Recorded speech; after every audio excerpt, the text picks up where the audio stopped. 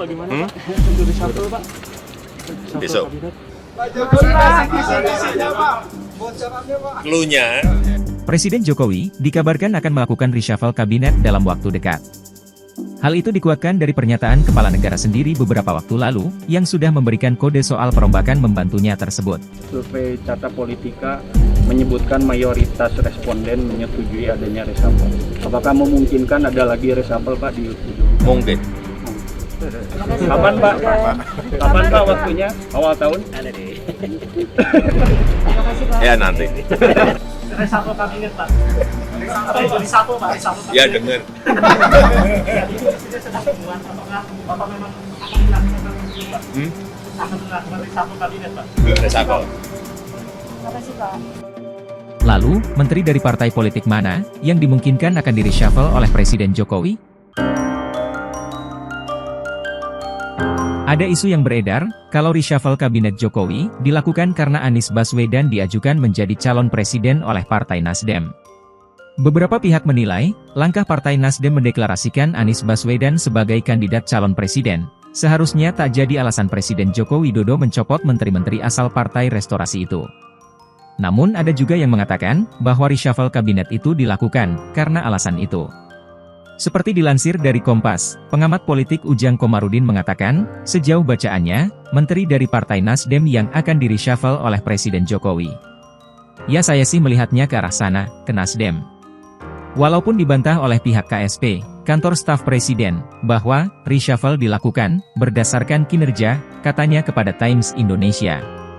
Menurutnya, reshuffle menteri dari Partai Nasdem itu dilakukan karena Ketua Umum Surya Paloh mendeklarasikan Anies Baswedan sebagai Capres 2024. Nah, menurutnya, Presiden Jokowi marah terhadap Surya Paloh karena Anies adalah sosok yang berseberangan dengan istana. Ya, reshuffle karena memang masalah politik. Yaitu soal deklarasi Nasdem terhadap Anies Baswedan, jelas Direktur Eksekutif Indonesia Political Review itu. Selain itu, Ujang juga berbicara untung dan rugi jika reshuffle itu dilakukan oleh Presiden Jokowi. Ruginya, Nasdem akan kehilangan sumber pendanaan dari pemerintah. Namun seperti yang diketahui, reshuffle kabinet merupakan hak prerogatif Presiden Jokowi. Presiden Jokowi sudah beberapa kali bertemu dengan ketua umum partai, dan bisa jadi membahas mengenai reshuffle tersebut. Ya ada reshuffle. Tapi kapannya hanya Presiden yang tahu, jelasnya.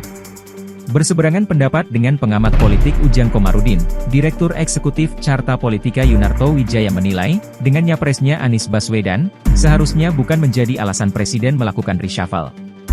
Ini bukan tentang Anies, ini tentang berkoalisi dengan oposisi, kata Yunarto kepada Kompas.com.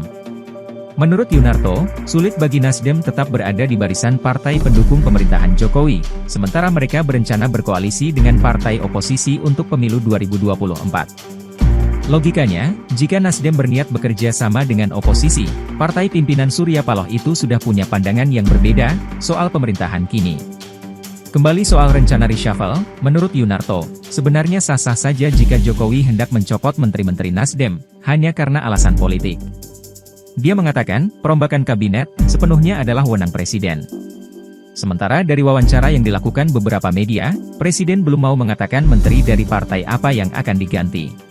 Pak 2023 jadi Pak reshuffle lagi Pak udah awal tahun. Reshuffle lagi Iya. Cuman kan Tunggu aja.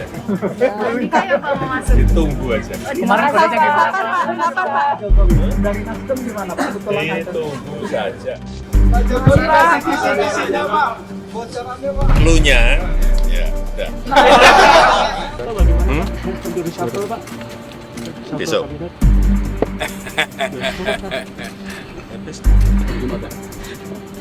Bisa Jumat, bisa Senin, bisa Selasa, bisa Rabu. Berapa menteri Pak? Berapa menteri?